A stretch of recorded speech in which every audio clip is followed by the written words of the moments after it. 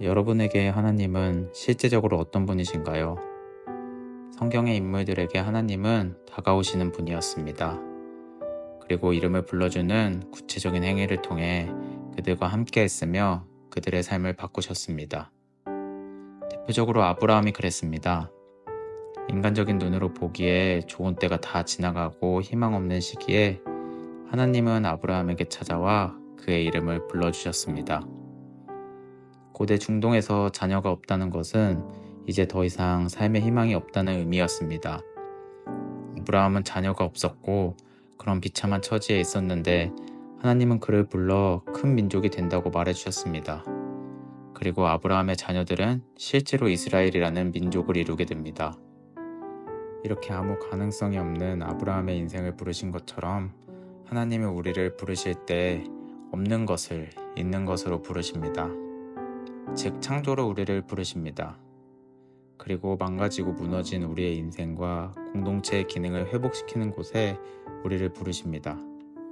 나아가 이 땅에서 무의미한 방황 가운데 있는 우리에게 가치 있고 풍성한 삶을 살도록 부르십니다.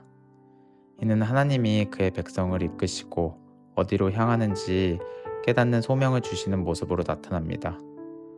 즉 하나님은 창조, 회복, 소명의 부르심으로 우리의 삶을 이끌어 가시는 것 같습니다. 이렇게 우리를 부르신다는 내용에는 약속이 자리 잡고 있습니다. 아브라함에게 너는 복이 될지라 라고 계시적인 칭찬을 약속으로 해주셨습니다.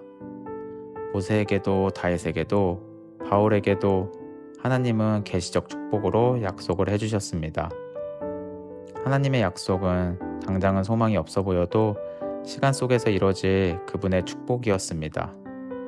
우리의 인생 속에서도 하나님은 약속을 해주시는 것 같습니다.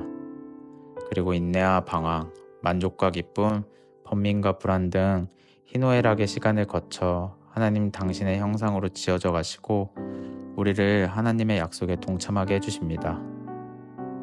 어쩌면 우리의 하루하루는 이 부르심에 반응하며 살아가는 삶일 수 있다고 생각합니다. 저는 예전에 대통령을 꿈꾸며 살았습니다. 상처가 깊은 내 나라의 현실, 할아버지의 고향인 북한과의 아픈 이별 속에서 영향력을 끼치고 싶다는 그럴듯한 목표를 세웠습니다. 그리고 그것을 내 야망을 섞어 꿈이라고 말했습니다. 그 꿈이 하나님의 부르심이라고 생각했습니다.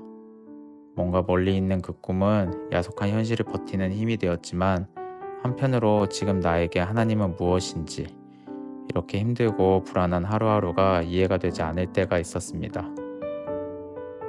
그런 저의 인생에 주님의 구원이 실제적으로 자리 잡기 시작했습니다.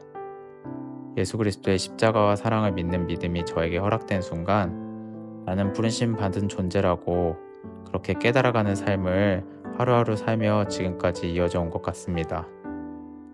그러면서 제 안에 형성되고 있는 부르심은 사회나 교회에서 거창한 성취와 의미보다 더 실제적으로 거대했습니다. 제가 태어난 가정, 내가 만든 가족, 실패에 이끌려 있게 된 지금 나의 직장, 내가 선택하지 않은 30년 지기 친구들, 내가 매주 만나는 가정교회 식구들, 이곳들이 하나님이 나를 부르시고 당신의 창조와 회복을 위해 나에게 주신 소명이라고 생각하게 되었습니다. 이 모든 순간에 부르심이 있다고 생각하니 불쑥불쑥 찾아오는 내 현실에 대한 불안이나 불만족을 하나님의 편에서 바라보며 부르심의 현장 속에 있다고 여기며 살게 되었습니다. 앞으로 이런 부르심에 더 민감해지고 싶습니다. 그럴 때 내가 만나는 사람들을 더 사랑하고 축복해 줄 수 있을 것 같습니다. 마지막으로 제가 최근 직장에서 부르심을 고민하며 읽게 된 일터 신학이라는 책의 한 부분을 읽으며 마치겠습니다. 당신이 하는 사업에 머물러 있되 깊이 파고들길 바랍니다.